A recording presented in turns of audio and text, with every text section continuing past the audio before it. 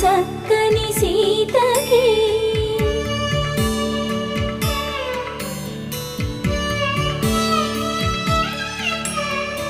ఎర్ర జాబిలి చేయి